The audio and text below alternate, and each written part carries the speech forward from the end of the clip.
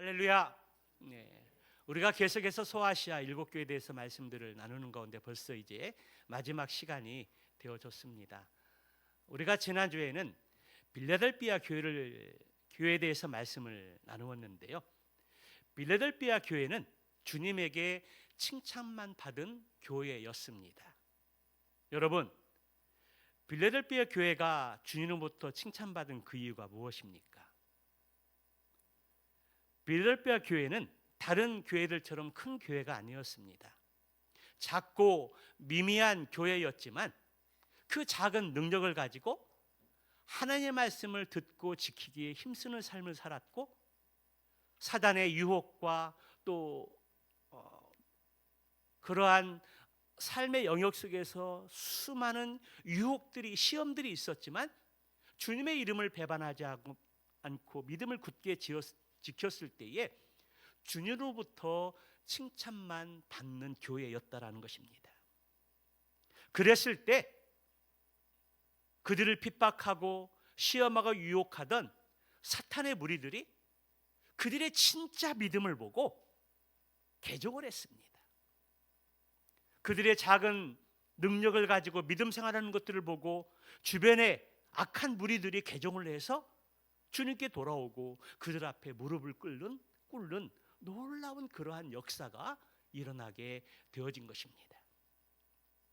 그때 빌라델비아 교회의 진짜 믿음을 보신 우리 주님께서 인내하라는 주님의 명령을 지키게 되었을 때에 시험의 때, 환난의 때, 마지막 대환난의 시대에 그 시험을 넘어가게 해주겠다고, 면하게 해주겠다고 약속해 주셨던 것들을 보게 됩니다.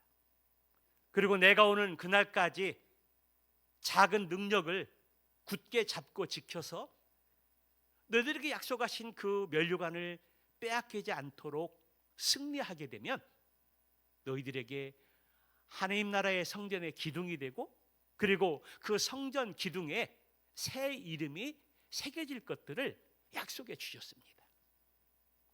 이것이 얼마나 놀라운 축복이고 은혜인지 모릅니다. 우리의 인생이 하나님 성전의 기둥이 되고 하나님 성전 기둥에 내 이름이 새겨진다라는 것, 놀라운 큰 축복입니다. 우리는 지난주에 빌라델비아 교회의 말씀을 들으면서 외형적으로, 그리고 교세적으로, 그리고 보여지는 것으로 보면 우리 교회와 비슷한 모양이 있습니다. 그런데 빌라델비아 교회와 우리 교회의 결정적인 차이가 있다면, 그들은 말씀을 듣는 것으로 끝나지 않고 말씀을 지키고 순종하도록 그러한 삶을 살았다는 데 있습니다. 그리고 그들의 믿음을 보고 주변의 사람들이 개종하는 놀라운 일들이 있었다는 것입니다. 그래서 그들에게 하나님의 약속을 받은 것입니다. 작은 교회라고, 미미한 교회라고 힘이 없는 것이 아니라 하나님의 말씀을 듣고 지키고 순종하고 주님의 이름을 배반하지 않는 믿음의 삶을 살게 될 때 우리도 동일하게 하나님의 성전의 기둥이 되고 대환난의 시기를 면하게 되고 우리의 석자의 이름이 하나님 기둥에 새 이름으로 새겨지는 놀라운 그 은혜를 우리도 동일하게 받을 수 있다는 것입니다.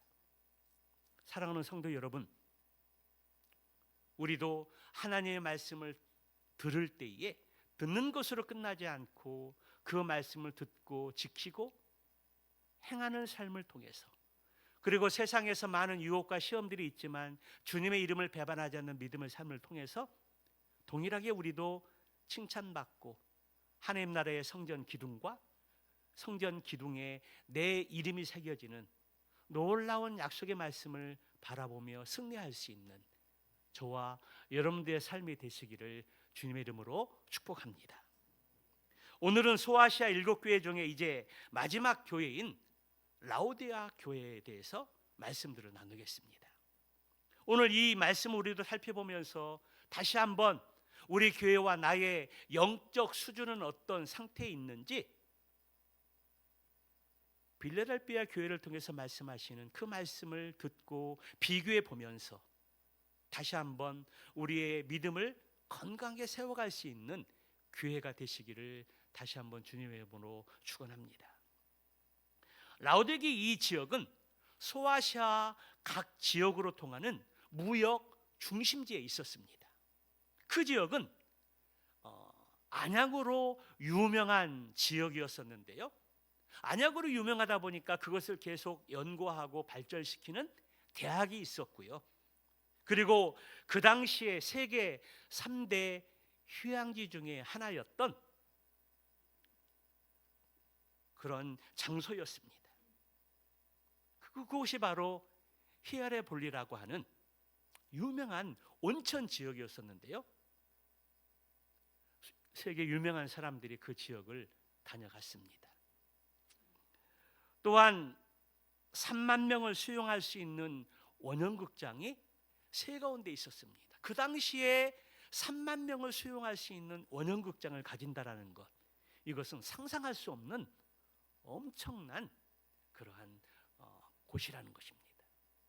그리고 은행과 산업이 발달한 아주 부유한 도시였습니다. 그런데 이렇게 물질이 풍부한 도시인 이 라오디가 교회에 한 가지 단점이 있었었는데 그것은 물이 부족하다는 것입니다. 물. 세상적으로 재력을 가지고 있고 모든 것들이 풍부해서 넘쳐날 정도로 부족함이 없었었는데 물이 부족했다는 겁니다. 물. 그래서 두 가운데서 물을 끌어왔는데요. 한 곳은 온천이 나는 히에라폴리스. 그곳에서 9km나 떨어진 그곳에서 파이프를 이용해서 물을 끌고 왔습니다. 그런데 처음에는 이 뜨거운 온천수를 보냈는데 라오디게에 도착했을 때는 그 뜨거운 물이 거의 식어서 미지근해졌다는 것입니다. 또 한 곳에는 16km 떨어진 골로새 지역에서 물을 끌어왔는데 이 물은 차갑고 시원한 물이었습니다. 그런데 라오디 지역에 도착하면 물이 데워지기도 하고 또 시원하지 않아서 미지근해졌다는 겁니다. 뜨거운 온천수를 보냈는데 라오디아 지역에 도착했을 때 물이 미근해지고 시원하고 차가운 물을 보냈는데 역시 미지근해졌다는 것입니다. 그래서 오늘 라오디아 교회를 향하여 외치신 주님의 말씀이 바로 그것입니다. 15절 16절의 말씀을 보게 되면 내가 내 행위를 아노니 내가 차지도 아니하고 뜨겁지도 아니하도다. 내가 차든지 뜨겁든지 하기를 원하노라. 내가 이것이 미지근하여 뜨겁지도 아니하고 차지도 아니하니 내 입에서 너를 토하여 버리리라. 주님은 지금 라오디아 교회의 영적 상태를 진단하면서 차지도 뜨겁지도 않은 미지근한 상태라고 그렇게 진단하시고 책망하고 있습니다. 여기 미지근하다라는 것은 무사 안일과 무기력에 빠진 그리스도인들을 일컫는 말이기도 하고 거듭나지 못한 그리스도인들을 총체적으로 아우르는 말이기도 합니다. 차지도 뜨겁지도 않은 어중간한 미지근한 이 믿음, 라오디아 교회의 영적 상태를 진단하고 책망하시면서 주님께서 하시는 무서운 말씀이 무엇입니까? 내 입에서 토해내리라. 이 말의 의미를 라오디아 교회 성도들은 잘 알고 있었습니다.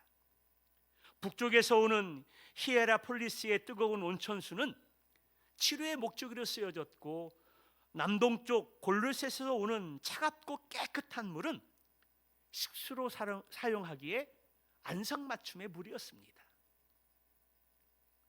그러나 돌과 진흙으로 만들어진 이 파이프로 물이 라오디아 지역에 도착하게 되었을 때에 그 물은 더럽고 또 오염되고 미지근해서 마시면 토해버릴 어떤 그런 지경의 물이 되어졌던 것입니다. 주님은 지금 빌라델피아 교회의 그 영적 상태를 진단하면서 바로 이와 같다라고 말씀하고 있는 것입니다. 여기 차든지 덥든지 하라는, 뜨겁든지 하라는 이 말은 우리가 차가워도 되고 그리고 뜨거워도 된다는 양자택일의 문제가 아니라는 것입니다. 하나님과 세상에 대해서 바른 신앙의 모습, 분명한 신앙의 모습을 요구하고 있는 것입니다. 어중간하게 믿지 말라는 것입니다. 하나님과 세상 양쪽에 걸쳐서 신앙생활하지 말라는 것입니다. 예수님을 믿으려면 진짜 믿으라는 것입니다. 주님께서 진단하신 라오디게 교회의 신앙은 차지도 뜨겁지도 않은 미지근한 신앙이었습니다. 이 말은 그들이 위선적이고 우유부단하며 세상과 타협하며 신앙생활을 하고 있던 그 모습들을 지적하고 있는 것입니다. 그래서 너희가 그러한 태도를 버리지 않으면 내 입에서 토해내겠다, 내 입에서 뱉어내겠다, 내가 너희를 버리겠다라고 그렇게 말씀하고 있는 것입니다. 여러분, 라오디게아 교회가 처음에 이러지는 않았을 것입니다. 그런데 라오디게아 지역의 영향을 받고 또 동화되다 보니까 교회도 그만큼 타락하게 되어졌다는 것입니다. 여러분, 왜 라오디게아 교회의 신앙이 이 미지근한 상태로 신앙생활을 하고 있었을까요? 17절의 말씀에 보니까 내가 말하기를 나는 부자라, 부유하고 부족한 것이 없다 하니 내가 곤고한 것과 가련한 것과 가난한 것과 눈먼 것과 벌거벗은 것을 알지 못하는도다. 여러분, 라오디게아 교회가 자신은 부족함이 없다라고 그러한 평가를 내린 근거가 무엇입니까? 그렇게 자부한 말의 근거는 무엇입니까? 그것은 자신들이 일컬어서 나는 부자다라고 그렇게 말하고 있습니다. 이 말은 그들이 누리고 있는 물질적인 부요함을 영적으로 복받은 것이라고 그렇게 착각하고 있었다는 것입니다. 내가 풍요롭고 안락하게 아무 걱정 없이 살 수 있는 것은 하나님께 받은 복 때문이라고 그렇게 생각하고 있었다는 것입니다. 그러나 이것은 착각에 불과합니다. 착각에 불과하다는 것입니다.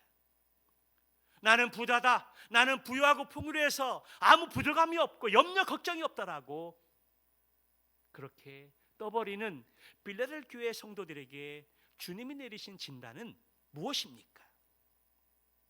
주님은 그들을 향하여 비참하고 불쌍하고 가난하고 눈멀고 벌거벗은 자들이라고 말씀하고 있습니다.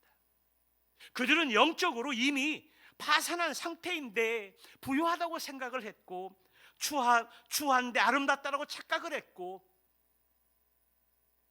봐야 될 것을 보지 못하는데 다 알고 본다라고 생각하고 있었으며 벌거벗었으면서 세련된 척 자신을 위장하고 감추고 생활했다라는 것입니다. 그들은 세상의 부유함을 추구하면서 믿음도 소유하고 싶었습니다. 그들의 생각에는 물질과 하나님을 동일선상에서 섬길 수 있을 것이라고 생각을 했습니다. 그러나 그들의 신앙은 양다리를 걸친 위태로운 상태요, 뜨겁지도 차지도 않은 미지근한 그러한 상태 속에서 영적 무지함과 착각으로 교만으로 충만해져 있었던 것입니다. 우리는 라오디아 교회를 보면서 생각나는 한 교회가 있습니다. 바로 서머나 교회입니다. 서머나 교회는 칭찬만 받은 교회라면 라오디아 교회는 책망만 받은 교회였습니다. 서머나 교회와 라오디아 교회를 한 가지 비교해 보면 주님은 서머나 교회를 향해서 이렇게 말씀하십니다. 내가 네 환난과 궁핍을 알거니와 실상은 내가 부요한 자라. 로마 황제의 핍박과 유혹으로부터, 그리고 신전에 절하라고 하는 그러한 시험으로부터 그 믿음을 지키기 위해서 직장도 쫓겨나고 또 사업도 할 수 없고 먹고 사는데 큰 어려움들이 있었습니다. 그것으로 인해서 많은 환난들이 뒤따랐고 궁핍함이 이만저만이 아니었습니다. 그런데 주님께서는 그 서머나 교회를 향해서 내 환난과 궁핍을 아노니 내가 실상은 부유한 자라고 칭찬하고 인정했던 것입니다. 그런데 그 반대로 오늘 빌레르베 교회는 나는 부자다, 나는 부족함이 없고 나는 걱정 근심이 없다, 스스로 그렇게 이야기하고 자랑했지만 그러나 실상은 영적으로 이 빌레르베 교회는 가난하고 죽은 교회였다라는 것입니다. 주님은 차지도 않고 뜨겁지도 않은 미지근한 라오디아 교회를 향해서 내가 너를 토해내리라, 내뱉어 버리리라, 너를 버리겠다고 그렇게 책망하신 후에 풍족하여 부족함이 없다고 생각하며 그것을 하나님이 주신 복이라고 생각하는 착각에 빠져 있는 그들을 향해서 곤고하고 가련하며 가난하고 눈멀고 벌거벗은 상태를 보지 못하는 그들을 향해서 책망하시면서 주님께서 내리는 처방전이 있습니다. 3장 18절의 말씀을 보면 내가 너를 권하노니 내게서 불로 연단한 금을 사서 부요하게 하고 흰옷을 사서 입어 벌거벗은 수치를 보지 않게 하고 보이지 않게 하고 안약을 사서 눈에 발라보게 하라. 여러분, 책망받고 있는 라오디아 교회를 향해서 주님이 처방전을 내리고 계십니다. 그 처방전이 무엇입니까? 첫 번째 처방전은 내게서 불로 연단한 금을 사서 부유하게 하라는 것입니다. 금은 이 도시를 부유하게 만든 원천이었는데요, 오늘 본문은 그것을 비유적인 언어로 사용합니다. 베드로전서 1장 7절의 말씀에 보게 되면 불로 연단한 금은 고난을 통해서 단련되어지는 순결해진 믿음을 지칭하는 의미로 사용되어졌습니다. 역설적으로 라오디아 교회는 스스로 부자라고 생각을 했지만 하나님 앞에서 그들은 가난한 자였습니다. 그러므로 그들이 진짜 부자가 되는 그 유일한 길은 그리스도에게서 금을 사는 것입니다. 하지만 참된 영적 부는 돈으로 살 수 있는 것이 아닙니다. 세상의 권력으로, 힘으로, 세상의 지식으로 살 수 있는 것이 아니라는 것입니다. 그것은 믿음으로 얻는 하나님의 선물입니다. 그렇습니다. 연단한 이 금은 불로 단련된 금으로서 성경적 용어로는 자신의 삶을 정결하게 하라는 의미를 담고 있습니다. 더 나아가서 환난을 통해서 하나님의 백성으로 빚어가시는 것을 의미합니다. 그러므로 연단한 금을 사도록 권면하는 것은 금이 재련을 통해서 순금이 되듯이 신앙의 연단을 통해서 온전한 그 신앙을 회복하라고 오늘 주님이 말씀하고 있는 것입니다. 두 번째 처방은 흰옷을 사서 입어 벌거벗은 수치를 보이지 않게 하라는 것입니다. 라오디게아 이 지역은 또 안약으로 유명할 뿐만 아니라 모직 옷감 생산으로 유명한 도시였는데요, 그들은 값비싼 옷으로 치장할 줄은 알았지만 정작 하나님 앞에서 영적으로 벌거벗은 상태였다라는 것입니다. 구약에서 벌거벗음은 하나님의 심판에 직면하여 수치를 당하는 모습으로 그려집니다. 오늘 본문에도 그러한 뜻을 반영하는데요, 요한계시록에서 흰옷은 거룩한 하나님의 백성으로 비유되어지고 있다는 것입니다. 또 신약 말씀에서 예수님이 흰옷을 강조하고 말씀하실 때, 흰옷을 예복을 입으라고 말씀하실 때는 천국에 들어가기 전에 이 구원받은 그리스도의 옷, 흰옷의 예복을 꼭 지참해야 된다라고 우리 주님이 말씀해 주셨습니다. 그래서 이 흰옷을 사서 입으라는 이 말은 우리의 신앙의 정체성을 회복하라는 의미입니다. 이 세상의 물질로 구원을 사는 것이 아니라, 세상의 권력과 힘과 지식으로 구원을 얻는 것이 아니라, 오직 믿음으로 구원받고 하나님의 자녀가 되어서 너의 신앙의 정체성이 예수 그리스도의 자녀라는 것, 내가 거룩한 성도라는 것들을 회복하라고 하는 말씀입니다. 그리고 세 번째 처방전은 안약을 사서 눈에 발라보라고 말씀하고 있습니다. 계속해서 말씀을 드렸듯이 이 라오디게아는 안약의 원료 생산지로서 안과 질환의 치료가 발달된 곳이었습니다. 그런데 아이러니하게도 이 라오디게아 이 교회는, 성도들은 육신의 눈을 보호하는 치료는 발달되었고 유명했지만 영안을 치료하지 못했기 때문에 자신이 벌거벗었는데도 벌거벗은 것을 알지 못하고 살아가는 존재들이었다는 것입니다.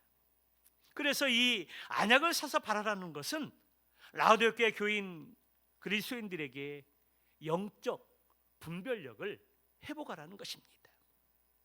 그들의 영적 위기는 경제적 이익을 위해서 이교 숭배에 참여하고도 그것이 죄라는 것을 깨닫지 못하고 현실에 안주하려는 영적 무감각함에 있었던 것입니다. 그래서 주님은 라오디게아 교회를 향해서 금을 사고 흰옷을 사고 안약을 사라고 말씀하고 있습니다. 여기서 계속 세 번이나 강조되고 있는 단어가 무엇입니까? 사라는 단어입니다. 사라는 단어를 신학적인 용어로 말하면 속량입니다. 대가를 지불하고 사는 것을 의미합니다.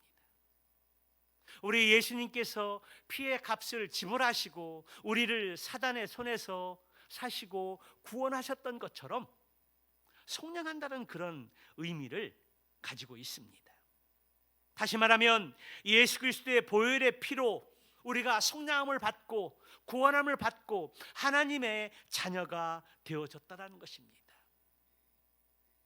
그 모습으로 우리의 신앙의 눈을 열어서 지금 나의 영적 상태는 어떠한지 진단해보고 하나님 앞에 바로 서라는 것들을 우리에게 말씀해주고 있습니다. 이처럼 금과 흰옷과 그리고 안약은 성도 자신이 외부로부터 구할 수 있는 것이 아닙니다. 돈으로 그리고 세상의 다른 언어로서 이것을 살 수 있는 것이 아닙니다. 오직 예수 그리스도의 보혈의 피로만 구할 수 있고 살 수 있는 것을 강조하고 있습니다. 그래서 우리 주님은 라오디게아 교회를 향해서 금과 같이 단련된 믿음, 수치를 가릴 수 있는 예수 그리스도의 옷, 그리고 더 나아가서 그들의 어두운 눈을 밝힐 수 있는 안약을 사라는 처방전을 내리셨고, 이 라오디게 교회가 그 처방전을 받게 된 것입니다. 그렇습니다. 우리가 이러한 세 가지 영역을 사기 위해서 돈이 필요한 것이 아닙니다. 물질이 필요한 것이 아닙니다. 오직 오늘 본문의 말씀에서는 하나님에 대한 열심을 말씀하고 있습니다. 예수 그리스도 앞에 참된 회개의 삶을 말씀하고 있다는 것입니다. 성도 여러분, 주님께서 왜 라오디게 교회를 향해서 미지간 신앙의 상태를 책망하시면서 금을 사라, 흰옷을 사라, 안약을 사라는 처방전을 주신 후에 열심을 내라, 회개하라고 말씀하고 있을까요? 여러분, 그 이유가 무엇입니까? 그것은 아직도 주님이 라오디게 교회를 사랑하시기 때문입니다. 사랑하지 않으면 책망하지도 징계하지도 않으십니다. 사랑하지 않으면 아예 포기하고 만다라는 것입니다. 주님은 여전히 라오디게 교회를 사랑하십니다. 그래서 그를 미지간 신앙의 상태를 책망하시면서 세 가지의 처방전을 내리고 열심을 내라, 회개하라, 그렇게 말씀하고 있습니다. 왜냐하면 회개가 안 된 상태의 열심은 의미가 없기 때문입니다. 주님은 처방전을 내리신 이후에 열심을 내라, 그리고 회개하라 말씀하신 이후에 20절에 보면 우리가 너무나 잘 알고 있는 유명한 말씀을 던지시는데요, 그것이 무엇입니까? 우리 20절의 말씀을 우리 함께 같이 읽어보도록 하겠습니다. 같이 봅니다. 시작. 볼지어다 내가 문 밖에 서서 두드리노니 누구든지 내 음성을 듣고 문을 열면 내가 그에게로 들어가 그와 더불어 먹고 그는 나와 더불어 먹으리라. 이 말씀을 이렇게 보게 되면 여러분들이 보신지 모르겠는데요, 예수님의 성화의 그 그림이나 사진에 보게 되면 문 앞에 예수님이 지팡이를 지시고 문을 이렇게 두드리는 장면의 그림이 있습니다. 그 성화의 그림이 바로 오늘 20절의 말씀입니다. 그런데 그 그림의 특징은 밖에는 문을 이렇게 밀고 또 당기는 고리가 없습니다. 밖에 그 고리가 없다는 것은 안에서만 열어줄 수 있고 닫을 수 있다는 것입니다. 책망받는 라오디게 교회를 향해서 주님께서는 회개하고 마음의 문을 열면 우리 주님이 그 가운데 들어가셔서 함께 먹고 마시고 친밀한 교제를 함께 하시겠다고 약속해 주는 말씀입니다. 그런데 여러분, 우리는 이 말씀을 적용하고 또 이 말씀을 전달할 때 복음을 전하고 또 영접의 단계 속에서 이 말씀을 제시의 말씀으로 던집니다. 다시 말하면 불신자들에게 이 말씀을 향해서 이렇게 말씀한다라는 겁니다. 그런데요, 그렇지 않다라는 것입니다. 오늘 20절의 말씀은 불신자를 향해서 던지는 말씀이 아니라 오늘 라오디게 교회를 향해서 주님이 하시는 말씀이라는 것입니다. 이미 믿는 성도들도 주님을 내 마음 문 밖에 세워놓고 주님과 나 사이에 인격적인 만남이 없는 삶이 얼마든지 가능하다는 것입니다.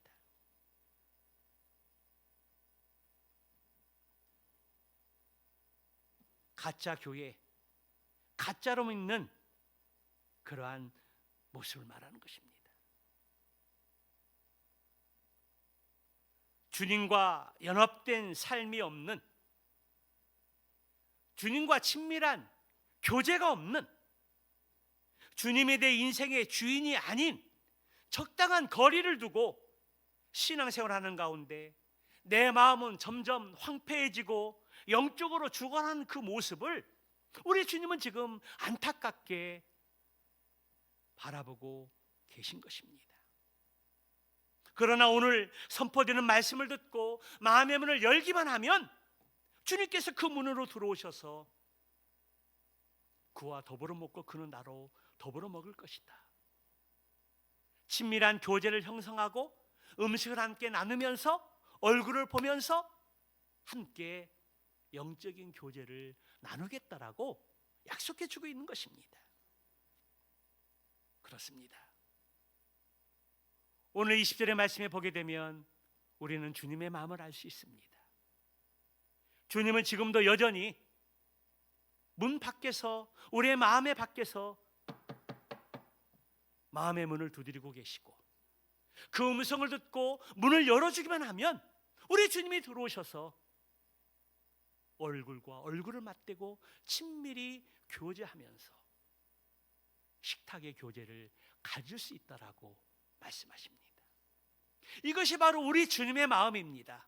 우리가 교회를 오래 다녔고 예수를 믿는다고 그렇게 생각하고 자부하지만 아직까지 우리 예수님을 마음의 밖에 내버려 두고 문을 열지 않고 내가 예수 믿는다고 예수님과 동행하는 삶이라고 착각하는 사람들이 있다는 것입니다. 오늘 여러분, 오늘 이것은 불신자를 향한 말씀이 아닙니다. 빌라델피아 교회 성도들에게 하시는 말씀이고, 너희가 진심으로 마음의 문을 열고 내가 마음의 문을 두드릴 때에 마음의 문을 열고 나를 모셔드리면 내가 그에게 들어가서 그는 나로 더불어 먹고 그는 나로 더불어 먹을 것이다.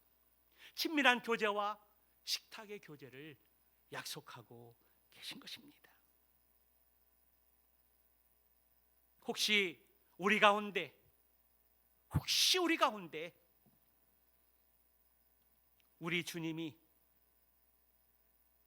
아직도 주님을 마음에 모셔드리지 않고 문 밖에 세워두고 문을 열어주지 않은 분들이 혹시 계십니까? 그렇다면 오늘 바로 이 시간 내 마음의 문을 열고 예수님을 내 마음에 초청할 수 있고 모셔드릴 수 있습니다. 주님, 오늘 말씀을 듣고 내 마음의 문을 활짝 엽니다. 지금 이 시간 내 마음 가운데 들어오셔서 내가 주님을 내 마음 가운데 영접하오니 내 마음 가운데 들어오셔서 나와 교제해 주시고 식탁의 자리에 함께 하셔서 풍성한 음식을 나누고 싶습니다. 지금 내 마음의 문을 여니 내 마음에 들어오십시오. 이 고백, 이 초청만 하면 주님이 우리 가운데 들어오십니다. 그리고 우리와 친밀한 교제를 하시고 우리와 식탁의 교제를 하시겠다고 약속해 주고 있습니다. 여러분, 이렇게 말씀하신 예수님께서 또 약속해 주시는 것이 무엇입니까? 21절의 말씀을 보게 되면 이기는 그에게는 내가 내 보좌에 함께 앉게 하여 주기를 내가 이기고 아버지 보좌에 함께 앉는 것과 같이 하리라. 주님은 이기는 자에게 아버지 보좌 앞에 함께 앉게 될 것이라는 약속을 주고 있습니다.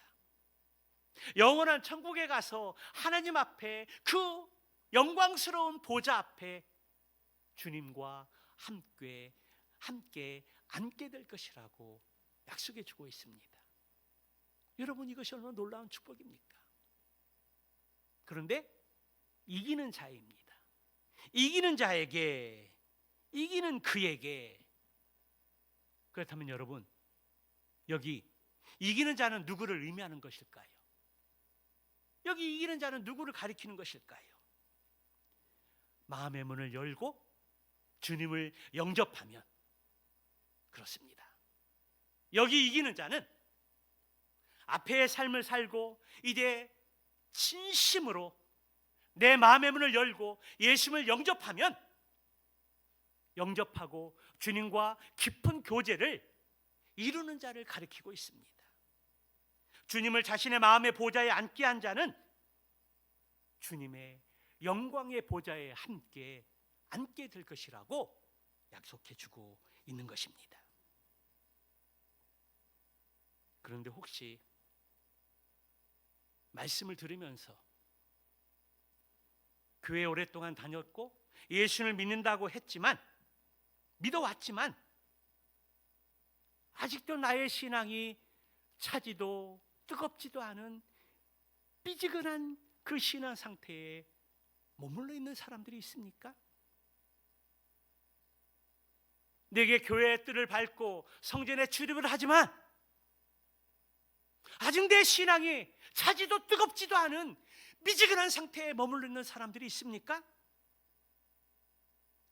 혹시 자신의 신앙이 어떠한지 무지하거나 영적 자만에 빠져서 죽었는지 살았는지도 모르는 영적으로 무지한 자들이 있습니까? 미지근한 신앙, 죽었는지 살았는지 모르는 영적으로 무지한 상태에 있는 그 신앙을 가진 분들이 있습니까? 그렇다면 지금이라도 힘을 내어서 회개하고 돌아와서 주님을 내 마음속에 모셔드리면 주님과 함께 풍성한 교제를 누리고 얼굴과 얼굴을 마주 대하면서 식탁의 교제를 나눌 수 있습니다. 그리고 더 나아가서 하나님 앞에서 그 영광의 보좌 앞에서 주님과 함께 그 보좌에 앉게 될 것이라고 주님이 약속해 주셨습니다. 오늘 말씀을 통해 우리 교회의 영적 상태는 어떠한지, 그리고 더 나아가서 나 자신의 영적 상태는 어떠한지 정직하게 진단하고 파악할 수 있는 기회가 되시기 바랍니다. 그리고 아직도 내 신앙이 미지근한 상태에 머물러 있는 신앙이라면, 죽었는지 살았는지 모르겠다면 오늘 주님의 약속의 말씀을 바라보고 소망하시고 또 그것을 구할 수 있기를 바랍니다. 이기는 자, 내 마음을 활짝 열어놓고 주님을 내 인생의 주인으로 모셔드려서 주님을 영접하게 되면 주님이 내 가운데 들어오셔서 교제를 이루고 식탁의 교제를 함께 하겠다고 약속해 주고 있습니다. 오늘 이 말씀을 마음에 새기고 나의 영적 상태를 정직하게 진단해 보면서 회개할 것은 회개하고 열심을 내어서 주님을 영접하고 주님과 동행하고 주님과 함께하는 믿음의 삶을 통해 먼 훗날 주님이 이 땅에 다시 오시는 그날 하나님 보좌 앞에 주님과 함께 그 보좌에 앉는 영광의 은혜를 누릴 수 있는 저와 여러분들의 모든 삶이 되시기를 주님의 이름으로 축원합니다.